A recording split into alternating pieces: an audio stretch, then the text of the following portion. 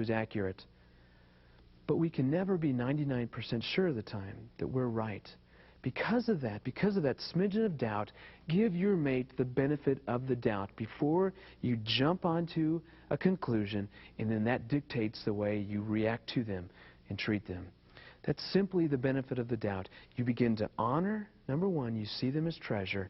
Number two, you focus on the positives. Number three, you give someone the benefit of the doubt. And number four, this is really, I think, the way that we keep negative beliefs from happening over the course of our life. We keep them from ruining our relationships if we do this. And it's really a scripture verse. I'm going to read this to you. I think we've all heard of this concept, Romans 3:5. And not only this, but also exalt in our tribulations, knowing that tribulation brings about perseverance, and perseverance, proven character, and proven character, hope, and hope does not disappoint. Whatever we go through in life, positive or negative, the painful times that we go through, God promises us that He is going to reward us with some kind of benefit, of some kind of treasure. I mean, the same thing in James 1:2-4. Consider it pure joy, my brothers, whenever you face trials of many kinds, because you know that the testing of your faith develops perseverance. Perseverance must finish its work so that you may be mature and complete, lacking nothing. Anytime we go through pain, God promises in His Word that He will reward us in some way as Christians. I mean, isn't that's a guarantee.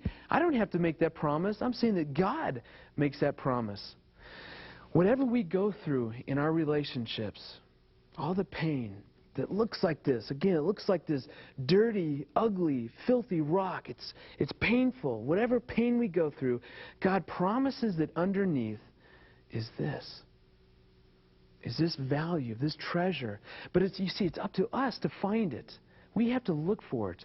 My father developed a concept called treasure hunting. This is what treasure hunting is. It's knowing that you're going to go through pain, deal with the pain, process the pain, cope with the pain, and eventually look underneath the pain to see what treasures God has given you. That's treasure hunting. Like I told you, that my wife and I, in our first years of marriage, really went through a painful time of a lot of really bad conflict. I'll never forget the time that we were in Los Angeles, and we had just had a bad day, and a lot of these days had been happening. And at the end of the day, we're actually going to go on vacation later on that week, and so we'd asked someone to come over and house sit for us. And so my wife was showing this person how to work the alarm system. While I'm there busy watching TV probably, Sports Center, ESPN, whatever.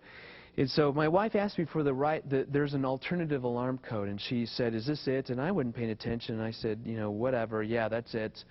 The kinds of things that she'd already been frustrated about, that I really wasn't focusing on her, really wasn't giving her the kind of attention that she needed. So I kind of blew her off and said, yeah, whatever. So she practiced this alternate code with this person, and then about 5 minutes later, the person leaves. Well, Erin's upset with me that I hadn't helped her, so she goes on upstairs to bed. So I sit down there a little bit while, and, the real sensitive guy that I am, I finally clue into, I'm in big trouble here. I better go make it right with my wife. So I go up to see her and I said, hey, hon, sorry about that. And, she's kind of like, talk to the hand. She wants to go right to bed. And so I'm getting ready, and when we hear the doorbell ring, well, I'm right in the middle of changing. So Erin goes down to the front door to see who it is. So about 5 minutes later, Erin's still not back. So I think, well, gosh, I better go and see if everything's all right. So I go downstairs, and the door is wide open. I'm thinking, what is going on here? I'm calling out for Erin, and there's no answer. So now I get real nervous. So I walk right to the door.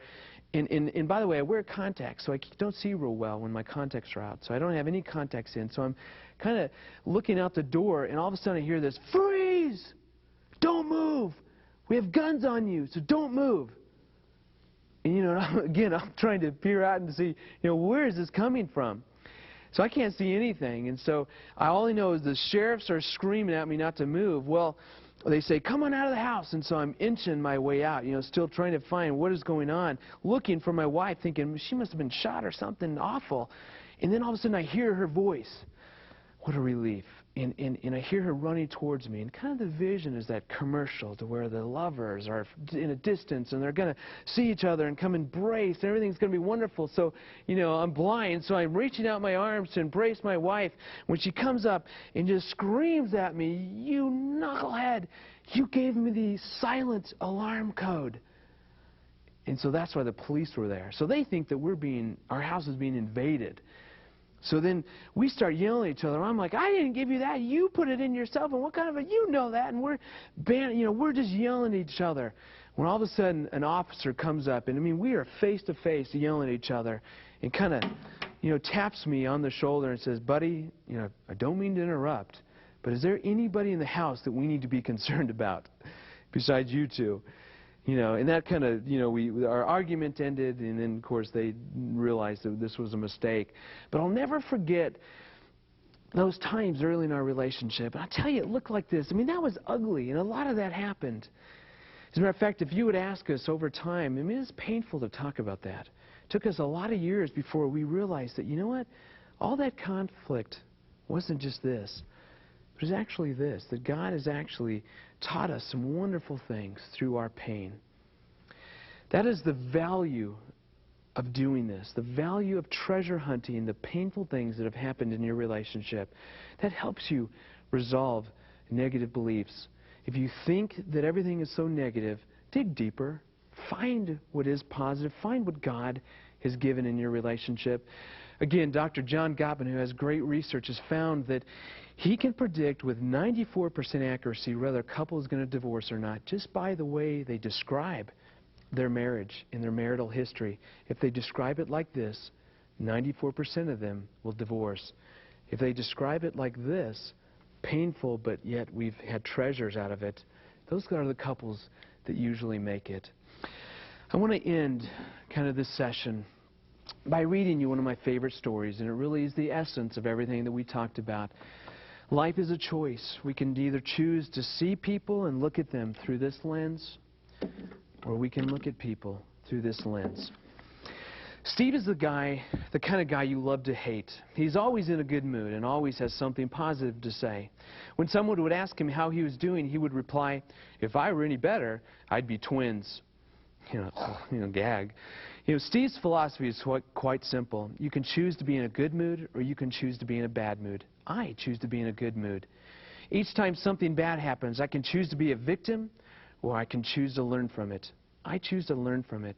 Every time someone comes to me complaining, I can choose to accept their complaining, or I can point out the positive side of life. I choose the positive side of life. The impact of a positive attitude is best understood through Steve's personal account of falling some 60 feet off a communications tower.